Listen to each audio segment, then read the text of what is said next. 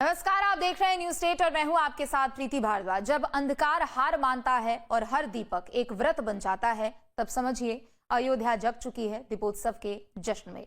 इस बार भी सरयू किनारे सिर्फ दीप नहीं जले, बल्कि आस्था, इतिहास और अस्मिता तीनों ने एक साथ मिलकर नया आलोक रचा है। 26 लाख से ज्यादा दीपों से जगमग हुई अयोध्या ने फिर से एक नया वर्ल्ड रिकॉर्ड बनाया है और साथ ही ये संदेश भी दिया कि राम सिर्फ अतीत नहीं, वो हर उस हृदय में है जो अंधकार से प्रकाश की ओर बढ़ना चाहता है। आज हम आपको दिखाने जा रहे हैं वो दृश्य जहां सरयू आरती की लौ में इतिहास झिलमिलाता है, जहां हवा में जय श्री राम की गूंज है और जहां पूरा नगर खुद एक दिव्य कथा बन जाता है। ये सिर्फ रोशनी का पर्व नहीं, बल्कि ये सनातन का संदेश है। देखिए। जय श्री राम।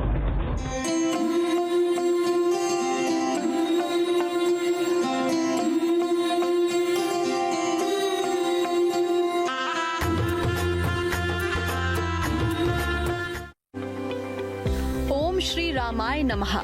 जय श्री राम। जय श्री राम। सूर्यवंशी मर्यादा पुरुषोत्तम प्रभु श्री राम, जिनके नाम से धरती पर धर्म, मर्यादा और सत्य की गूंज होती है, जिनके चरणों से पावन हुई अवध नगरी फिर उसी त्रेता युग की झलक बिखेर रही है।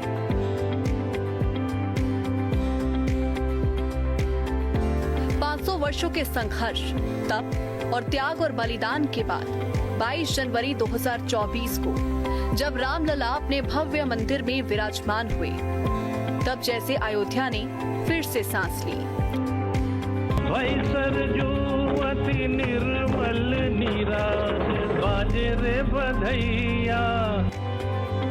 और अब इस दीपावली पर जब दूसरी बार रामलला अपने गर्भगृह में सजे सवरे बैठे हैं और पहली बार राजा राम अपने दरबार में मौजूद हैं, पूरी अयोध्या दीपों के सागर में डूबी है। सुरबंद समेत चले भरत मन प्रेम अति। ये दीपोत्सव केवल रोशनी का नहीं, ये राम राज्य के पुनर्जन्म का उत्साह है। राम की नगरी में लौटा त्रेता युग। अयोध्या, वो भूमि जहां भगवान विष्णु ने रामावतार लिया, जहां प्रेम, करुणा और न्याय की परंपरा ने जन्म लिया और एक बार फिर उसी भूमि पर दीपों का महासागर उमड़ आया है। राम की पैड़ी समेत सरयू तट पर बने 56 घाटों पर 28 लाख से ज्यादा दीप जलाए गए, जिनमें 26,11,101 प्रज्वलित दियों का वर्ल्ड रिकॉर्ड बना। Guinness book of world record की टीम इस कीर्तिमान को दर्ज करने के लिए खुद अयोध्या में मौजूद रही। इतिहास में ऐसा दृश्य शायद ही पहले कभी देखा गया हो। 33,000 स्वयं सेवक, विद्यार्थी, शिक्षक, साधु संत सभी ने मिलकर गढ़ दिया एक नया विश्व रिकॉर्ड। इस वक्त जहां पर मैं मौजूद हूं, चूंकि यहां से जो दियों की लंबी कतार है आपको देखने को मिल जाएगी। आप देख सकते हैं कि लाखों दिए इस वक्त जगमगा रहे हैं, क्योंकि यहां से लेकर चौधरी चरण सिंह घाट और राम की पैड़ी तक जो दिए हैं, मिट्टी के दिए, वो सजाए गए हैं। और जो वॉलंटियर्स हैं, आप देख सकते हैं कि वॉलंटियर्स चूंकि पिछले काफी समय से इन दियों को जलाने का काम कर रहे हैं। देखा जाए तो साल दर साल जो दीपोत्सव की दिव्यता और भव्यता है वो बढ़ती जा रही है। चूंकि पहले 1,51,000 दिए सबसे पहले जलाए गए, उसके बाद ये जो तादाद है, ये जो संख्या है, अब 26 लाख तक पहुंच गया है। वैसे तो अयोध्या को राम के नाम से जाना जाता है, लेकिन सच्चाई अब ये भी है कि दीपोत्सव भी अयोध्या की खास पहचान बन चुका है। प्रकाश की लहर, बहती आस्था। त्रेता युग में जब प्रभु श्री राम लंका विजय के बाद अयोध्या लौटे थे, तो अयोध्या वासियों ने दीप जलाकर उनका स्वागत किया था। वही दृश्य 500 वर्षों बाद एक बार फिर से साकार हुआ। हर्षी नगर बधु बालक वृंदा, जिमी गगन सो चंदू आनंदा। मतलब अयोध्या नगर उस समय चांद की तरह आनंद से भर उठा था। अब इतिहास ने फिर करवट ली। जहां पहले गोलियां चली थी, आज वहां दीप जले हैं। जहां पहले आस्था को रोका गया, अब वही आस्था जगमगा रही है। अयोध्या की गलियां, चौक और धर्मपथ, हर ओर सजी रोशनी की लड़ी, 70 से ज्यादा इलेक्ट्रीशियंस ने दिन रात मेहनत कर 2 किलोमीटर से ज्यादा क्षेत्र को चमका दिया। 21 झांकियां, जिनमें पुत्रेष्टि यज्ञ से लेकर राज तिलक तक सब शामिल था। जब साकेत महाविद्यालय से निकलकर रामकथा पार्क तक पहुंची तो पूरा शहर जयघोषों से गूंज उठा। दीपोत्सव के मौके पर अयोध्या में देश के अलग अलग रंग इस वक्त देखने को मिल रहे हैं। आप देखिए, जो झांकी निकलती है, चूंकि दीपोत्सव से पहले यहाँ पर झांकी निकाली जाती है जो साकेत महाविद्यालय से शुरू होती है और रामकथा पार्क तक आती है। यहाँ पर आपको जो दक्षिण भारत के कलाकार हैं वो यहाँ पर दिख जाएंगे। सबसे महत्वपूर्ण बात यह है कि जो रामायण के अलग अलग प्रसंग हैं, उन प्रसंगों को दिखाने और दर्शाने की कोशिश यहाँ पर की जाती है। आपको यूपी के अलावा जो देश के तमाम राज्य हैं वहाँ के कलाकार आपको यहाँ पर दिख जाएंगे। चाहे हम उत्तराखंड की बात करें, बिहार की बात करें, दक्षिण भारत की बात करें, तो कई राज्यों के जो कलाकार होते हैं यहाँ पर वो उन राज्यों की जो कलाएं हैं उनको प्रदर्शित करते हैं। इसके अलावा अलग अलग झांकियों के माध्यम से जो रामायण के तमाम प्रसंग हैं उनको दिखाया जाता है। चूंकि ये जो पूरा काफिला है ये शुरू होता है साकेत महाविद्यालय से। राम कथा पार्क में पुष्पक विमान रूपी हेलीकॉप्टर से जब प्रभु श्री राम, माता सीता, लक्ष्मण और हनुमान उतरे तो पूरी अयोध्या जयघोषों से गूंज उठी। मुख्यमंत्री योगी आदित्यनाथ ने खुद श्री राम का राज तिलक किया। जब हम लोगों ने पहला दीपोत्सव अयोध्या धाम में करने का निर्णय लिया था, इसके पीछे का भाव एक ही था कि दुनिया को दीप प्रज्वलन कैसे होने चाहिए और किस उपलक्ष्य में होने चाहिए।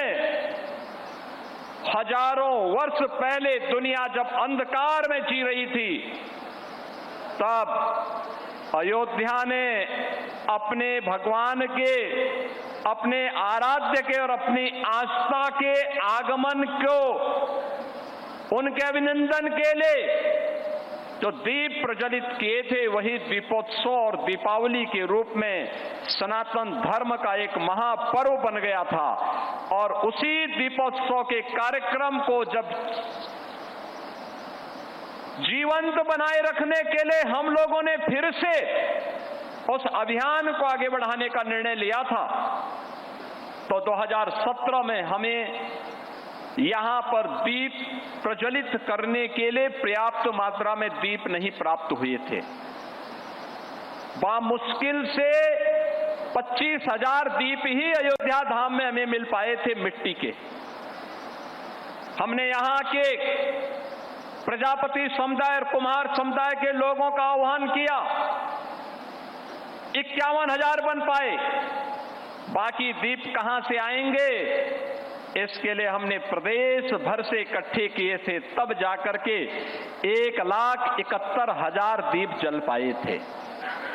2017 में हमें 1,71,000 और आज लाखों लाख दीप अयोध्या धाम में प्रज्वलित होते हैं, जो हर भारत के संकल्प, हर भारतवासी के संकल्प के प्रतीक बनते हैं। सीएम योगी ने दीपोत्सव 2025 को संबोधित करते हुए कहा कि ये दीप 500 साल के अंधकार पर विजय का प्रतीक है। पहले भगवान राम तंबू में विराजमान थे, अब भव्य मंदिर में विराजमान है। ये दीप केवल दीप नहीं है, यह दीप 500 वर्षों के अंधकार पर आस्था के विजय के प्रतीक भी हैं। 500 वर्षों में किस प्रकार के अपमान को झेलना पड़ा था और किस प्रकार के संघर्षों से हमारे पूर्वज जूझे थे, ये दीप उसी के प्रतीक स्वरूप हैं। और तब मर्यादा पुरुषोत्तम भगवान श्री राम तंबू में विराजमान थे, और अब जब दीपोत्सव का 9वां संस्करण हो रहा है, तब भगवान राम अपने भव्य और दिव्य मंदिर में विराजमान है। इतना ही नहीं, उन्होंने इस मंच से कहा, सत्य परेशान हो सकता है लेकिन पराजित नहीं। हर दीप दीप हमें एक याद दिलाता है,